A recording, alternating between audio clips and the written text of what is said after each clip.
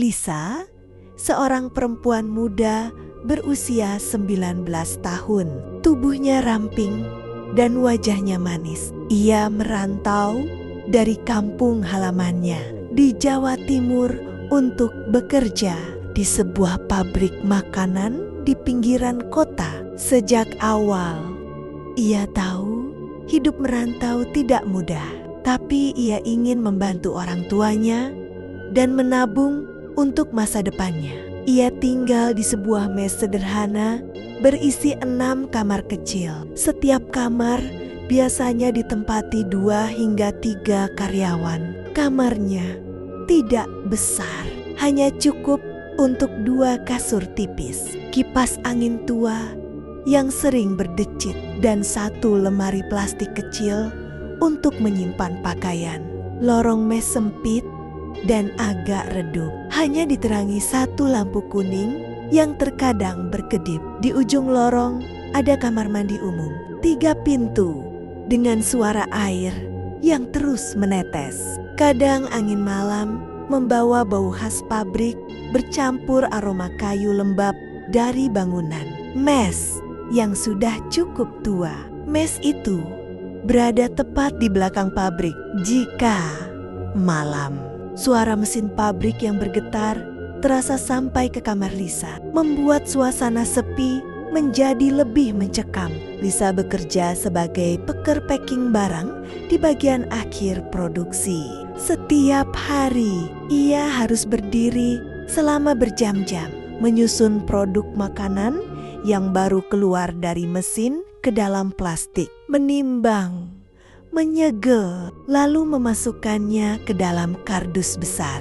Ruangannya selalu dingin karena AC pabrik harus tetap menyala agar produk bertahan. Bau plastik, tepung, dan bahan makanan bercampur menjadi satu. Suara mesin yang berdengung tak pernah berhenti, membuat para pekerja harus berkomunikasi dengan suara keras. Di meja kerja, Lisa berdiri bersama 3 teman lainnya.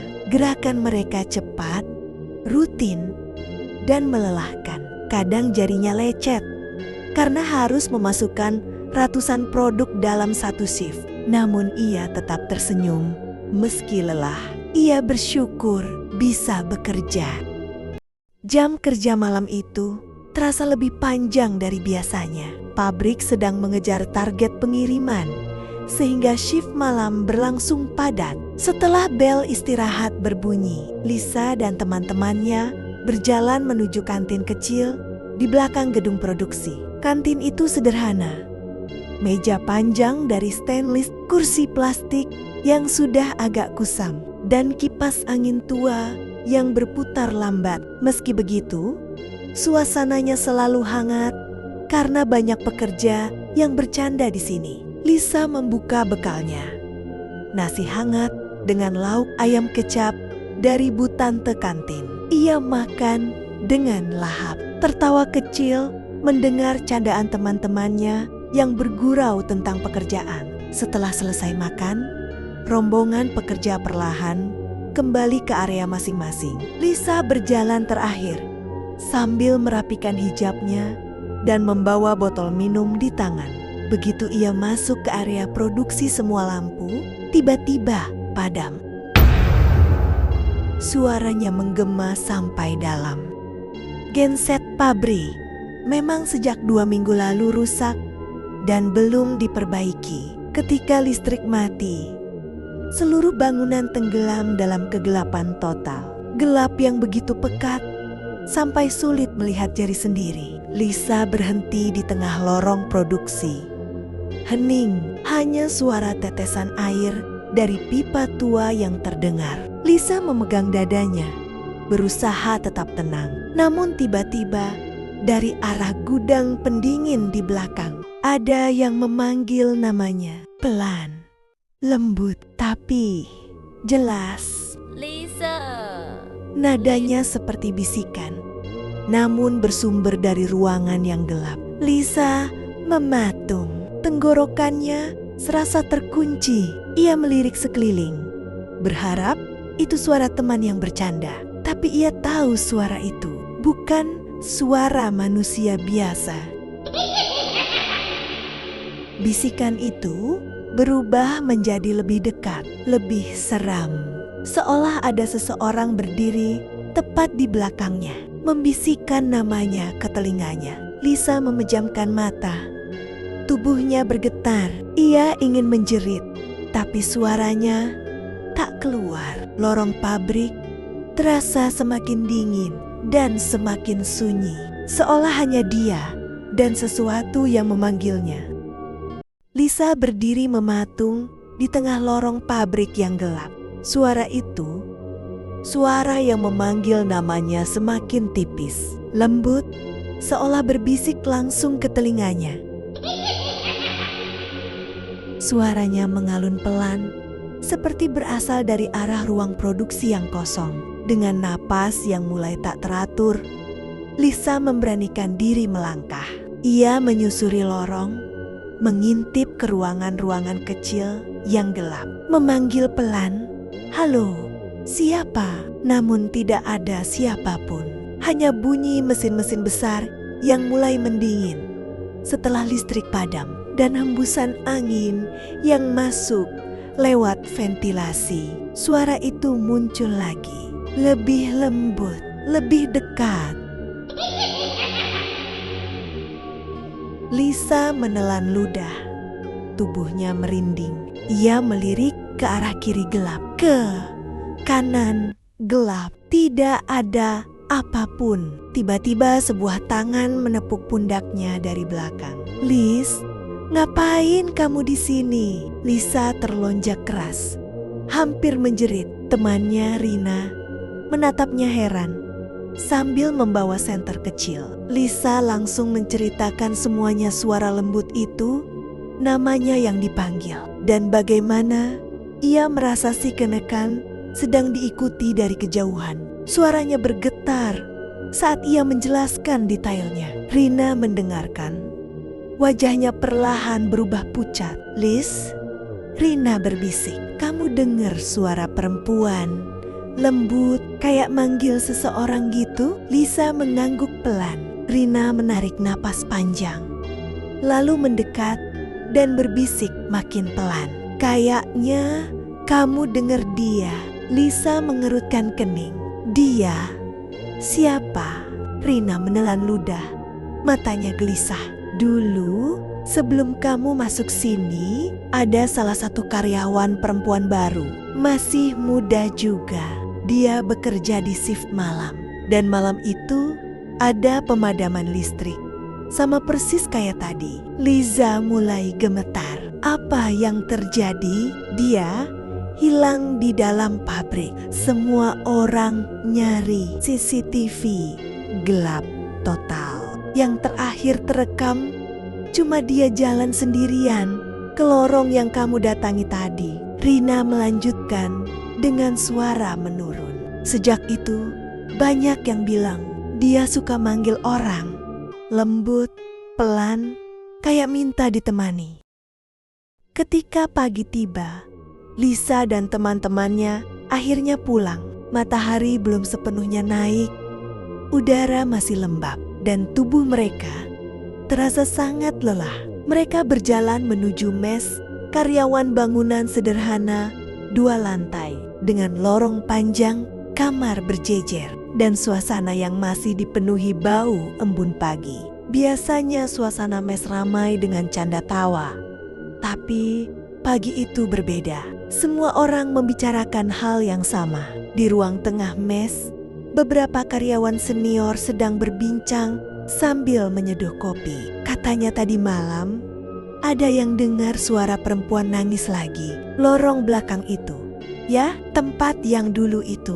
Iya, perempuan yang hilang itu katanya rohnya gak pernah pergi. Lisa yang belum sepenuhnya sadar karena ngantuk langsung merinding. Kata hilang itu kembali menusuk pikirannya. Teman-teman sesama peker menatapnya. Mereka tahu semalam Lisa melihat sesuatu. "Lis, kamu gak apa-apa?" Lisa hanya mengangguk pelan, meski tangannya dingin. Akhirnya setelah mandi dan beres-beres, tubuhnya yang lelah membuatnya rebah di kasur. Ia menarik selimut sampai dagu, memejamkan mata, berharap tidur bisa menenangkan pikiran. Namun yang datang bukan ketenangan. Mimpi itu datang. Dalam mimpinya, Lisa berjalan sendirian di lorong pabrik yang gelap. Tidak ada suara mesin, tidak ada lampu, hanya kesunyian dan hawa dingin yang menusuk. Saat ia melangkah perlahan, seseorang tiba-tiba berdiri di ujung lorong. Perempuan itu, wajah pucat, rambut panjang, acak-acakan, seragam peker lusuh seperti dipakai berhari-hari, mata sembab, seperti habis menangis terlalu lama. Lisa ingin lari, namun kakinya tak bisa bergerak. Perempuan itu mendekat perlahan, langkahnya tidak bersuara. Saat akhirnya berada sangat dekat, ia berbisik dengan suara yang lirih namun jelas. Tolong, doakan aku. Lisa gemetar, bibirnya ingin bertanya, tapi tidak ada suara keluar. Perempuan itu hanya tersenyum kecil, senyum sedih yang membuat jantung Lisa terasa sesak. Lisa berusaha bertanya, "Kenapa? Kamu hilang? Apa yang terjadi?" Namun perempuan itu tidak menjawab. Ia hanya menunduk. Tubuhnya mulai menghilang seperti kabut yang tertiup angin. Sebelum benar-benar lenyap, ia sempat berbisik sekali lagi, Jangan pergi ke lorong itu. dan dalam sekejap semuanya gelap. Lisa terbangun dengan keringat dingin, dadanya naik turun, napasnya tersengal. Teman-temannya masih tertidur. Mimpi itu terasa terlalu nyata, seolah bukan sekadar mimpi, tapi permintaan. Keesokan harinya, setelah shift pagi selesai, Lisa tidak langsung pulang ke mes seperti biasanya. Meski tubuhnya masih lelah, pikirannya kembali pada mimpi semalam. Wajah pucat perempuan berseragam lusuh yang meminta dengan suara gemetar. Doakan aku. Dengan menggenggam keberanian yang tersisa, Lisa membeli setangkai bunga putih dari warung kecil dekat gerbang pabrik. Teman-temannya yang mengetahui ceritanya hanya mengangguk pelan. Tak ada yang berani ikut. Namun mereka sepakat menunjukkan lokasi tempat perempuan itu dulu ditemukan hilang. Belakang pabrik itu sunyi. Tidak ada suara mesin, tidak ada suara pekerja, hanya deretan kontainer tua, beberapa tumpukan palet kayu, dan semak-semak liar yang bergerak pelan tertiup angin. Dengan langkah ragu, Lisa mendekati satu titik tanah yang agak menjorok. Katanya, disinilah terakhir kali perempuan itu terlihat sebelum hilang di lorong. Ia berjongkok pelan, udara dingin menusuk kulitnya, padahal matahari masih tinggi. Dengan kedua tangan yang sedikit gemetar, Lisa menaruh bunga putih itu di atas tanah lembab. Lalu, dengan suara lirih yang bergetar, ia berdoa, "Semoga kamu tenang, semoga kamu menemukan jalanmu dan tidak lagi tersesat di antara lorong-lorong ini." Angin tiba-tiba